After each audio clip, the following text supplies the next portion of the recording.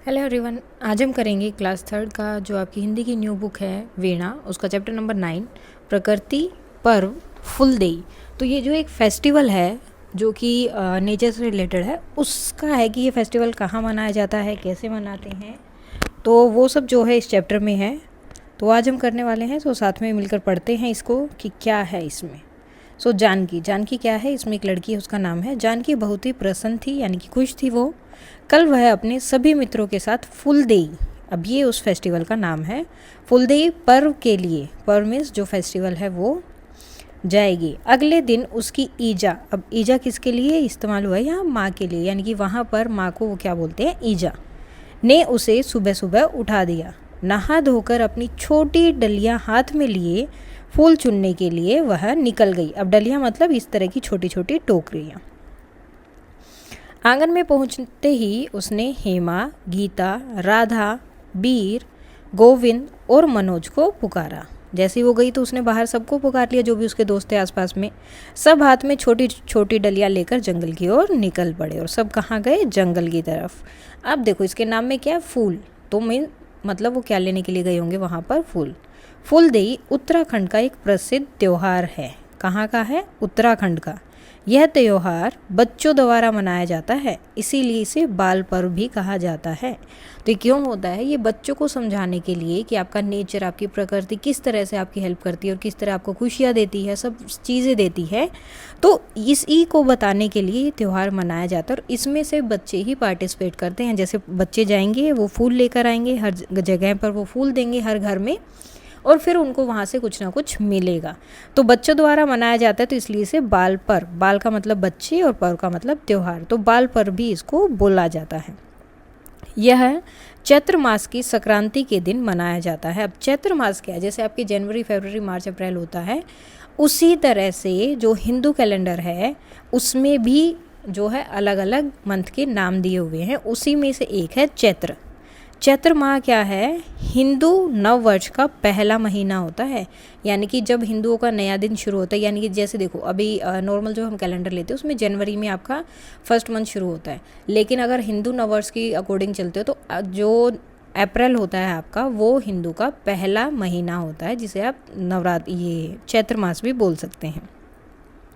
फुलदेई वसंत ऋतु के आगमन का प्रतीक है। चैत्र ऋतु आते ही ऊंची ऊंची पहाड़ियों से बर्फ पिघलने लगती है, यानी कि थोड़ा थोड़ा जो है गर्मी का मौसम स्टार्ट हो जाता है। सर्दियों के ठंडे दिन बीत जाते हैं और सर्दियाँ क्या होती हैं, कम हो जाती हैं, बंद हो जाती हैं। उत्तराखंड के सुंदर पहाड़ फूलों से लद जाते हैं। लद का मतलब बहुत ज़्यादा फूल वहाँ हो जाते हैं। जानकी और उसके मित्र ने बुरांस, फयोली, अब ये क्या है, एक प्रकार के फूल हैं जो वहाँ पर बहुत होते हैं, तो उन फूलों के नाम हैं ये। और कई प्रकार के फूल अपनी अपनी अपनी छोटी छोटी डलियों में इकट्ठे कर लिए, तो सारे फूल लिए उन्होंने, इकट्ठे किए। अब यह टोली, जिसे फुलारी कहते हैं, अब ये जो बच्चे इकट्ठे हुए थे इस टोली को क्या बोलते हैं, फुलारी। ठीक है, मतलब जब बच्चे एक ग्रुप बनाकर जाते हैं तो उस ग्रुप को इस दिन क्या बोला जाता है, फुलारी, यानी कि जो फूल देती है। हर घर के मुख्य द्वार की दहली पर रुकती है, अक्षत और फूल डालती है और गाती जाती है। अब दहली क्या होती है, मेन गेट का ये जो एरिया होता है इसे हम क्या बोलते हैं, दहली या दहलीज। तो ये हर घर की दहलीज पर जाते हैं और अक्षत और फूल डालते और क्या बोलते हैं, फूल देही छम्मा देही, शैणी दैणी द्वार भर भाकार, ये देली के बारंबार नमस्कार फूले द्वार। अब इसका मतलब क्या है, इसका अर्थ है आपकी दहली यानी कि दहलीज, जो ये एरिया है ये फूलों से भरी है, यानी कि उन्होंने वहाँ पर फूल डाल दिया। अब ये वहाँ पे भरी है, फूल हैं वहाँ पर, मंगलकारी हो यानी कि आपका अच्छा हो, सबको क्षमा प्रदान करे, अगर किसी से कोई गलती हो तो उनको माफ़ करे, सबकी रक्षा करे, दहली और घर में समृद्धि बनी रहे और हमेशा जो इस घर में और दहलीज में हमेशा खुशी बनी रहे, सबके घरों में अन्न के भंडार भरे रहे। उनके घर में अन्न के भंडार मतलब अनाज भी कभी कम ना हो, तो वो जो ऊपर पैरा पड़ा था उसका मतलब होता है ये। सभी घरों में फुलारी के आने की तैयारी की जाती है। अब ये बच्चे सुबह सुबह चले जाते हैं तो बाकी घर वाले क्या करते हैं, उनकी तैयारी करते हैं कि जैसे ही वो बच्चे आएंगे और फूल देंगे तो उनको ये सब चीज़ें देनी हैं। घरों को पूर्णतः स्वच्छ करके देहली को गोबर मिट्टी से लीप कर तैयार किया जाता है।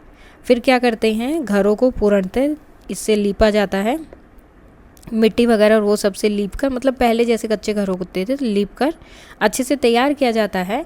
और जब ये फुलारी यानी कि एक ग्रुप आता है, जब गाकर अपना आशीर्वाद देते हैं, तो हर घर से उन्हें चावल, गुड़ और भेंट के रूप में पैसे दिए जाते हैं। तो क्या क्या मिलता है? चावल, गुड़ और पैसे। जानकी और सभी मित्र दिन भर दहली पूजकर बहुत थक गए थे, पर वे बहुत प्रसन्न थे। यानी कि पूरा दिन वो घूम रहे थे पूरे गांव में, तो बहुत थक गए थे लेकिन खुश भी बहुत थे।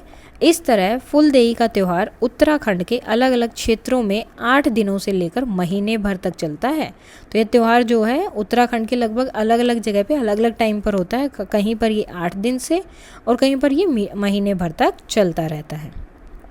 बच्चों द्वारा एकत्रित किए गए चावल और गुड़ को मिलाकर बच्चों के लिए हलवा, छोई या साई व पापड़ी जैसे अन्य स्थानीय व्यंजन बनाए जाते हैं। अब बच्चे जो चावल, गुड़ और पैसे लेकर आते हैं तो उनके लिए ये सब चीज़ें बाद में घर में तैयार की जाती है। व्यंजन बनाने के लिए जमा पैसों से घी और तेल खरीदा जाता है। अब कुछ लोग पैसे देते हैं तो पैसों से वो घी या तेल लेकर आ जाते ताकि काम पूरा हो जाए। व्यंजन को सब एकत्रित होकर और मिलकर खाते और फिर सब एक साथ बैठकर और ये खाना पूरा खाते हैं। फूलदेई बच्चों को प्रकृति प्रेम और सामाजिक सद्भाव की सीख बचपन से ही देने का पर्व करती है।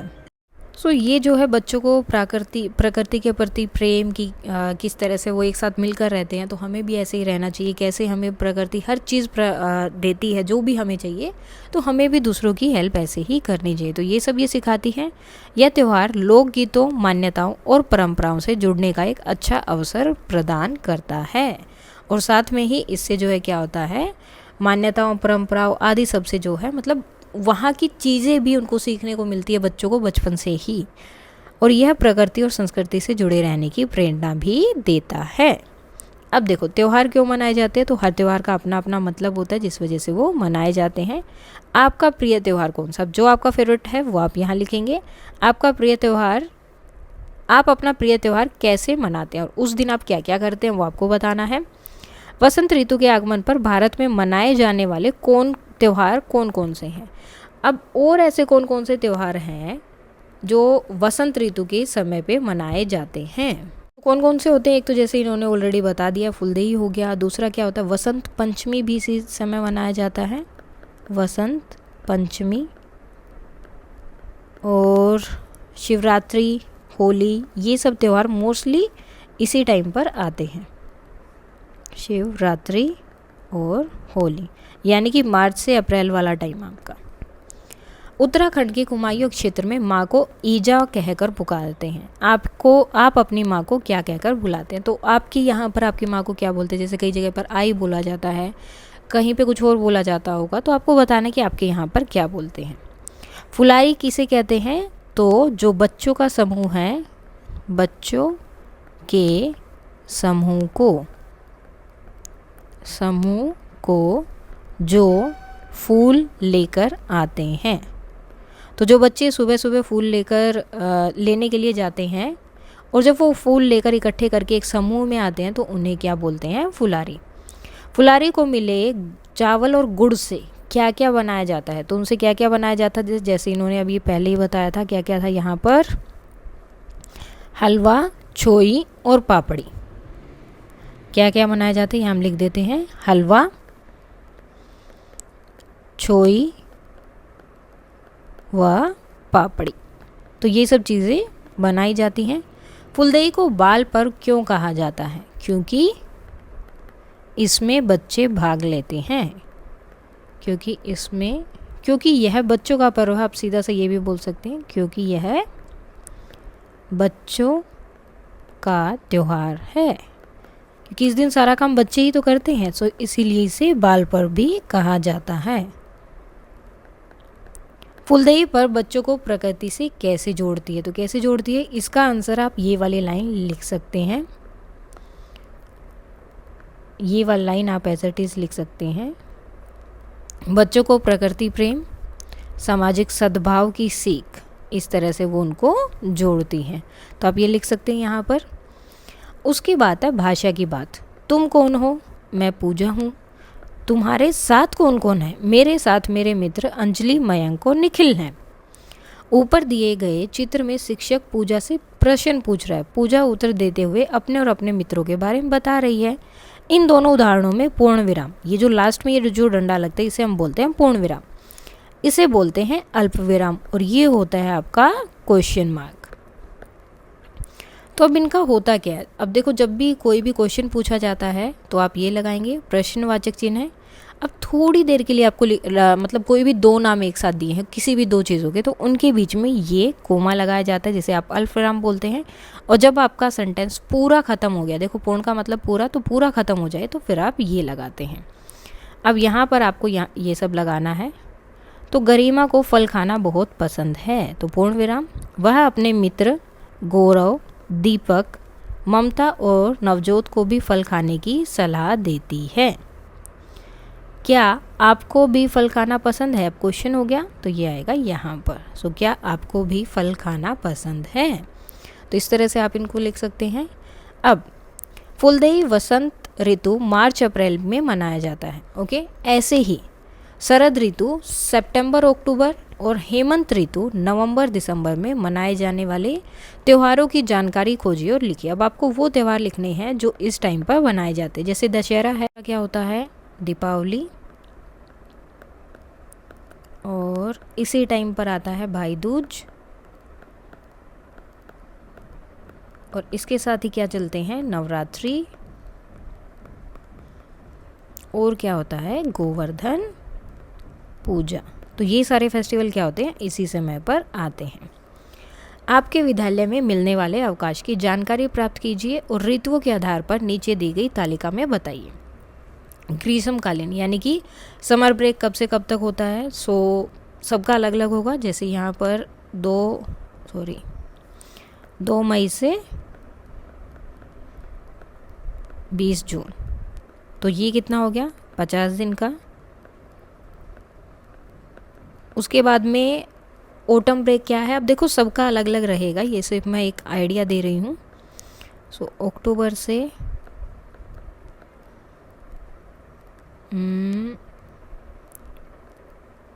21 अक्टूबर तक, तो ये क्या हो गया, 10 दिन का। देन उसके बाद नेक्स्ट है शीतकालीन अवकाश, यानी कि आपका जो विंटर ब्रेक होता है। अब देखो जहाँ पे ठंड ज़्यादा है वहाँ पर विंटर ब्रेक ज़्यादा होगा, जहाँ पर ठंड कम है वहाँ पर क्या पता गर्मियाँ ज़्यादा है तो समर ब्रेक ज़्यादा हो जाएगा। तो इसके अकॉर्डिंग सब जगह अलग अलग चेंज होता रहता है।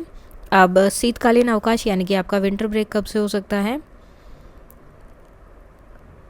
दिसंबर में ही होगा वो, दिसंबर से 1 जनवरी तक। ये भी कितना हो गया, 10 दिन। और ये चेंज हो सकता है, सबका अलग अलग रहेगा, तो उसके अकॉर्डिंग आप कर सकते हैं। आइए अपना घर सजाएं। फूलदेई के दिन घरों को स्वच्छ करके मुख्य द्वार की देहली को गोबर मिट्टी से लीप कर तैयार किया जाता है। आप अपने घर को त्योहारों को सजाने के लिए किन किन वस्तुओं का प्रयोग करते हैं, तो किसका करते हैं, जैसे फूल, पत्ते, और क्या क्या हो सकता है घर को सजाने के लिए, रंगोली बनाई जा सकती है, दिए और मोमबत्ती का यूज़ किया जा सकता है, दिए और मोमबत्तियाँ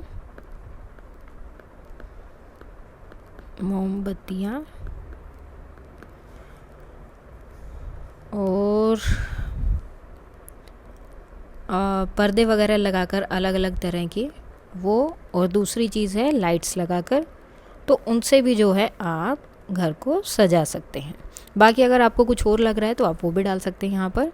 मेरी कलाकारी, फूल, आम और अशोक के पत्तों से या अन्य किसी भी वस्तु के उपयोग से सुंदर तोरण बनाइए। तो ये जो है अलग अलग जो दरवाजे पर लगाए जाते हैं उन्हें बोलते हैं तोरण। तो ये अलग अलग तोरण बनाए हैं, आप भी बना सकते हो।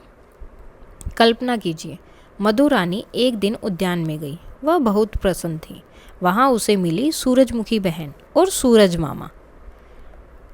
सोचकर बोली, ये तीनों आपस में, सोचकर लिखी, आपको लिखना है यहाँ पर कि वो तीनों यहाँ पर आपस में क्या बातें कर रहे होंगे। तो जैसे ही ये है मधु रानी, ये पहुँचती है कहाँ पर, एक उद्यान में, उद्यान का मतलब है बगीचा। तो वो उन सबसे मिलती है तो क्या बोलेगी, नमस्ते, आप दोनों कैसे हो?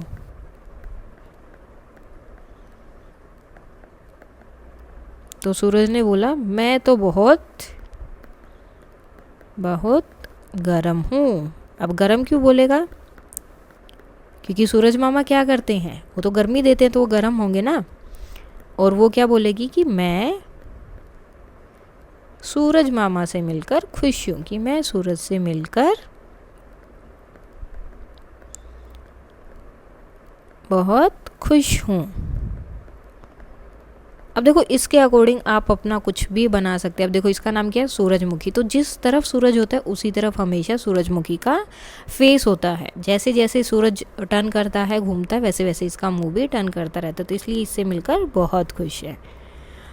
अब उसके बाद में आइए जाने, बुरांस के फूल लाल रंग के होते हैं। तो ये है बुरांस के फूल, जो बात हुई थी कि बच्चे बुरांस के और फयोली के फूल लेकर आए थे, जो गर्मी के मौसम में आते हैं। ये देखने में बहुत सुंदर लगते हैं। इनका उपयोग दवाई बनाने के लिए किया जाता है। यह हिमालयी राज्यों में बड़ी संख्या में पाए जाने वाला वृक्ष है। तो ये है आपका बुरांस और ये है आपका फयोली। फयोली के फूल वसंत के आगमन की सूचना देते हैं, यानी कि वसंत आ गई है तो इनसे पता चलता है। पीले रंग के होने के कारण इनका नाम फयोली रखा गया है। ये पहाड़ों की सुंदरता के प्रतीक हैं और ये भी औषधीय गुणों से भरपूर होते हैं। औषधीय यानी कि बहुत सारी बीमारियों का इलाज भी इनसे होता है। सो उसके बाद शुरू हो जाती है आपका नेक्स्ट इकाई, और आज के लिए आपका था ये वाला चैप्टर। इसमें कोई भी डाउट है, कुछ भी है तो आप बता सकते हैं। अब इसके साथ इसके न्यू वर्ड्स, क्वेश्चन आंसर, वो सब भी हम कर लेते हैं। तो स्टार्ट करते हैं नए शब्द से। फूलदेई, बाल पर्व, चैत्र मास, संक्रांति, बुरांस, फयोली, अक्षत, फुलारी, देहली और क्षमा। अब इनके शब्दार्थ देख लेते हैं कि इनका मतलब क्या होता है। तो फूलदेई क्या है, उत्तराखंड का एक लोकप्रिय त्यौहार है जो बच्चों द्वारा मनाया जाता है, इसलिए हम इसे क्या बोलते हैं, बाल पर्व। फूलदेई का दूसरा नाम है क्योंकि ये बच्चों द्वारा मनाया जाता है। चैत्र मास क्या है, हिंदू नववर्ष का पहला महीना। संक्रांति, सूर्य का दिशा बदलने का समय, ठीक है, जब सूर्य अपनी दिशा एक जगह से दूसरी जगह बदलता है तो उसे बोला जाता है। बुरांस क्या है, जो अभी हमने देखा था, लाल रंग के फूल जो उत्तराखंड में बहुत आयात यानी कि बहुत ज़्यादा मिलते हैं। तो नेक्स्ट है फयोली। इसका मतलब क्या है, पीले रंग के फूल होते जो हमने अभी देखे थे, जो गुच्छों में मिलते हैं। उसके बाद आता है अक्षत। अक्षत क्या होता है, चावल, अरहर की दाल और हल्दी को मिलाकर बनाया गया मिश्रण, उसे क्या बोलते हैं, अक्षत। फुलारी क्या होती है, फूलदेई मनाने वाले बच्चों का समूह, जो फूल देने के लिए घर पर आते हैं, वो जो ग्रुप होता है उसे बोलते हैं फुलारी। देहली क्या होती है, घर का मुख्य द्वार, जो मेन गेट होता है वो। क्षमा, किसी की गलती को माफ़ करना। क्वेश्चन आंसर है, फूलदेई त्यौहार कब मनाया जाता है, तो चैत्र मास की संक्रांति के दिन। फूलदेई त्यौहार को और क्या कहा जाता है या क्या कहा जाता है, बाल पर्व भी कहा जाता है। फूलदेई त्यौहार का क्या महत्व है, यह वसंत ऋतु के आगमन और प्रकृति के प्रति प्रेम का प्रतीक है। फूलदेई त्यौहार कैसे मनाए जाते हैं, बच्चे फूल इकट्ठा करते हैं और घरों की दहली पर गाकर आशीर्वाद देते हैं, और फिर जो भी घर पर होता है वो उन्हें कुछ ना कुछ चीज़ें देते हैं। नेक्स्ट क्वेश्चन है, फूलदेई त्यौहार में बच्चों को क्या मिलता है, तो क्या क्या मिलता है, चावल, गुड़ और पैसे। नेक्स्ट है, फूलदेई त्यौहार के बाद क्या किया जाता है, तो क्या किया जाता है, बच्चों द्वारा इकट्ठा किए गए चावल और गुड़ से व्यंजन बनाए जाते हैं, यानी कि अलग अलग खाने की चीज़ें बनाई जाती हैं। आगे है, फूलदेई त्यौहार से हमें क्या सीख मिलती है, तो हमें क्या सीखना चाहिए उससे, यह हमें प्रकृति प्रेम और सामाजिक सद्भाव की सीख देता है। फूलदेई त्यौहार कितने दिनों तक चलता है, तो यह त्यौहार 8 दिनों से लेकर महीने भर तक चलता है। जानकी और उसके दोस्तों ने कौन से फूल इकट्ठा किए, तो कौन कौन से फूल इकट्ठा किए थे, जानकी और उसके दोस्तों ने बुरांस, फयोली और कई प्रकार के फूल इकट्ठा किए थे। घरों में फुलारी के आने की क्या तैयारी की जाती है, तो घरों को स्वच्छ करके गोबर मिट्टी से लीपकर तैयार किया जाता है। लास्ट क्वेश्चन है, फूलदेई त्यौहार से क्या व्यंजन बनते हैं, तो फूलदेई त्यौहार से या त्यौहार में, आप यहाँ लिख सकते हैं त्यौहार में, दोनों जगह हलवा, छोई या साई व पापड़ी जैसे व्यंजन मिलते हैं। तो ये था आपका चैप्टर नंबर 9 फूलदेई। इसकी explanation, question answer, new word, word meaning सब कुछ हो गया है।